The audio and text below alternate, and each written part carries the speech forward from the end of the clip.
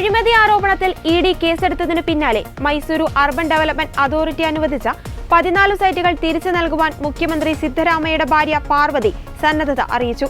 ഗ്രാമത്തിലെ 3.16 ഏക്കർ ഭൂമി ഏറ്റെടുത്തതിനു പകരം നഗരമധ്യത്തിൽ സൈറ്റുകൾ അനുവദിച്ചതിൽ പ്രാരംഭ റിപ്പോർട്ട് ഫയൽ ചെയ്ത ഇഡി അനധികൃത പണമിടപാടുകൾ നടന്നിട്ടുണ്ടോ എന്നാണ് പ്രധാനമായും പരിശോധിക്കുന്നത്.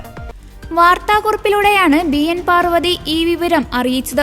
തന്റെ പേരിൽ രജിസ്റ്റർ ചെയ്ത എല്ലാ ആധാരങ്ങളും റദ്ദാക്കണമെന്ന് പാർവതി മുട അധികൃതർക്ക് എഴുതിയ കത്തിൽ ആവശ്യപ്പെട്ടു.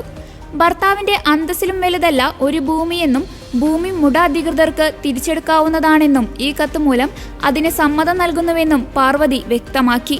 ജനപ്രതിനിധികളുടെ പ്രത്യേക കോടതിയുടെ നിർദ്ദേശപ്രകാരം മുഖ്യമന്ത്രി സിദ്ധരാമയ്യ, ഭാര്യ പാർവതി, ഭാര്യ സഹോദരൻ മല്ലികാർജുന സ്വാമി, ഭൂമിയുടെ മുൻ ഉടമ ദേവരാജു എന്നിവർക്കെതിരെ ലോകായുക്ത പോലീസും കേസെടുത്തിരുന്നു. മുഖ്യമന്ത്രിയുടെ കുറ്റവിചാരണയ്ക്ക് ഗവർണർ തവർചന്ദ് ഗെഹ്ലോട്ട് അനുവദിച്ചതിനു പിന്നാലെ അഴിമതി നിരോധന വകുപ്പ് പ്രകാരം കേസെടുക്കാൻ ഹൈക്കോടതി സിംഗിൾ ബെഞ്ച് അനുമതി നൽകിയിരുന്നു.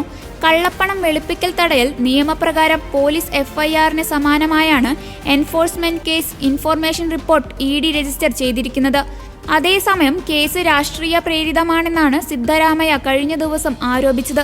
പ്രതിപക്ഷം തന്നെ ഭയക്കുന്നുവെന്നും രാജിവെക്കാൻ തനിക്ക് ഉദ്ദേശമില്ലെന്നും അറിയിച്ച സിദ്ധരാമയ്യ കേസിനെ നിയമപരമായി നേരിടുമെന്നും അറിയിച്ചിട്ടുണ്ട്.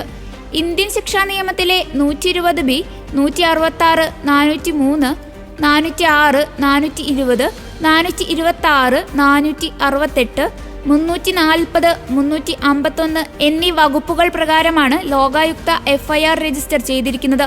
സിദ്ധരാമയ്യ, ഭാര്യ BN പാർവതി, ഭാര്യ സഹോദരൻ മല്ലികാർജുന സ്വാമി, ഇദ്ദേഹം വിവാദത്തിനിടയാക്കിയ ഭൂമി വാങ്ങിയ പഴയ ഭൂവുടമ ദേവരാജു എന്നീ 4 പേർക്കെതിരെയാണ് ED enforcement case information report file ചെയ്തിരിക്കുന്നത്.